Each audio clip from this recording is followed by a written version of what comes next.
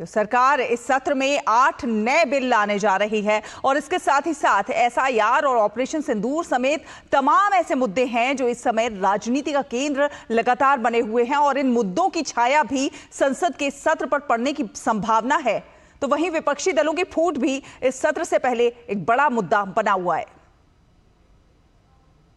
संसद का मानसून सत्र 21 जुलाई से शुरू होने जा रहा है, जिसमें केंद्र सरकार कई महत्वपूर्ण विधेयकों को पेश और पारित करने की योजना बना रही है। यह सत्र 21 जुलाई से 21 अगस्त तक चलेगा। हालांकि 13 और 14 अगस्त को स्वतंत्रता दिवस समारोहों के कारण संसद की कार्यवाही नहीं होगी। संसद के सत्र को लेकर सत्ता पक्ष और विपक्ष अपनी अपनी रणनीति बनाने में जुटे हैं। संसद के मानसून सत्र के दौरान केंद्र सरकार जीएसटी संशोधन विधेयक 2025 और कराधान कानून संशोधन विधेयक 2025 समेत कई विधेयकों को लोकसभा में लाने की तैयारी कर रही है। बहुत महत्वपूर्ण जो मुद्दे हैं उस पे भी चर्चा तो होगी। सरकार भी महत्वपूर्ण मुद्दे हैं उस पे चर्चा के लिए आगे आएंगे। कई बिल्स हैं जो इस सत्र में आएंगे, जैसे शिपिंग बिल है, पोर्ट्स बिल है, मर्चेंट बिल्स हैं, स्पोर्ट्स का बिल है और जन विश्वास बिल है, एजुकेशन का। कई महत्वपूर्ण बिल्स हैं जो इस मानसून सत्र में आने वाले हैं। लोकसभा सचिवालय ने संसद के कामकाज को आधुनिक और डिजिटल बनाने के लिए कई नई पहलें की हैं। लोकसभा अध्यक्ष के नेतृत्व में पारदर्शिता, समावेशिता और संसदीय प्रक्रिया की पहुंच बढ़ाने के उद्देश्य से इन पहलों को आगे बढ़ाया गया है।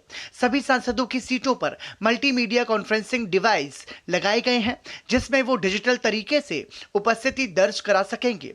इससे समय की बचत होगी और संसदीय प्रक्रिया अधिक कुशल बनेगी। तो हमने पार्लियामेंट्री अफेयर्स मिनिस्ट्री के माध्यम से एक ई विधान कार्यक्रम हम लोग चला रहे हैं। तो सिर्फ पार्लियामेंट में ही नहीं, हमारे देश में जितना विधानसभा है सब में पूर्ण रूप से डिजिटल हो। तो मेरे मंत्रालय स्टेट के असेंबलीज़ के स्पीकर के साथ तालमेल करके असेंबलीज़ में भी पूरा ई विधान का वन नेशन वन एप्लीकेशन इस कंसेप्ट में हम लोग ने लागू किया है। तो अब सारा देश में जितना हमारा असेंबलीज़ है वो सब डिजिटल हो रहे हैं। इस बीच संसद के मानसून सत्र से पहले विपक्षी गठबंधन की आपसी खींचतान फिर से सत्ता पर आ गई है। भाजपा ने विपक्ष पर निशाना साधते हुए कहा कि मानसून सत्र से पहले इंडी गठबंधन में टकराव और बिखराव दोनों दिख रहा है। इंडी गठबंधन के अंदर तकरार और बिखराव दिखाई पड़ रहा है।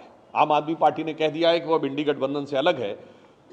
तो हम तो यह अपेक्षा करते हैं कि एक सकारात्मक दृष्टि से इस संसद के सत्र का प्रभावी और उपयोगी प्रयोग विपक्ष के द्वारा किया जाए।